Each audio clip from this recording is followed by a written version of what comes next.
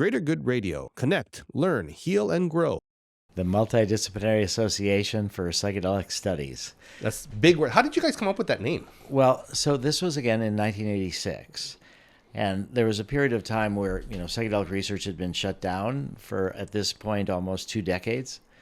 And so I knew that I wanted a letter P in the name. I wanted the word psychedelic in the name of this nonprofit, because people have used these words in a negative way, and then you kind of reclaim them.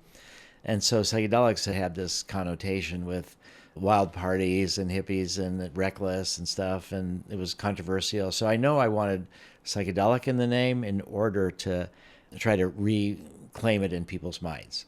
So then Stan Groff, who was the leading LSD researcher and my mentor, and I met him in 1972 and 1982, and he'd written a book called Realms of the Human Unconscious, Observations from LSD Research, and he talked about it as the cartography of the unconscious, sort of the maps to the unconscious. And then Ralph Metzner, who was with Ram Dass and Leary at Harvard, Ralph Metzner had wrote a book called Maps of Consciousness. So I said, okay, maps, cartography, we got maps, we got a P in there for psychedelic. Now I just have to figure out what the M, the A, and the S would stand for. And so the first thing was multidisciplinary. So I wanted this to be, we look at it from science, from religion, from creativity, from therapy, look at psychedelics from all these different ways, neuroscience. So MAPS, then this idea that it's an association, it's a group, it's an organization. We have several thousands of members, and so multidisciplinary association, and then it was psychedelic, and then the S was studies, to emphasize that we do research. Now, when I did this was early on in the 90s, and so I got maps.org, but if I would have been smart enough, I would have got maps.com, and I could have sold the maps.com website name for a lot of money for the nonprofit. And so it turned out to be, I think, a really good name. It's short.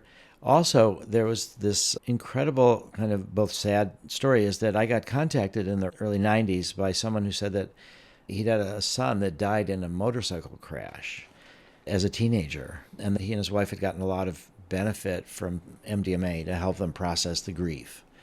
And he wanted to pay back, and he said he wanted to offer us a website. And I said, what's a website? So we were like the number 600 website in the whole world. Oh, wow. That person must have been pretty advanced. Oh, yeah. He was deep into the technology world. Mm-hmm. Yeah. So it became maps.org, and that's where the name came from. And I've been really glad, because it's this idea that we are really helping understand what the terrain of the unconscious is, how to help people, navigate these inner spaces. If you resonate with Greater Good Radio, please join our community at www.greatergoodradio.com, where you can get access to exclusive content and offerings. Hope to see you soon.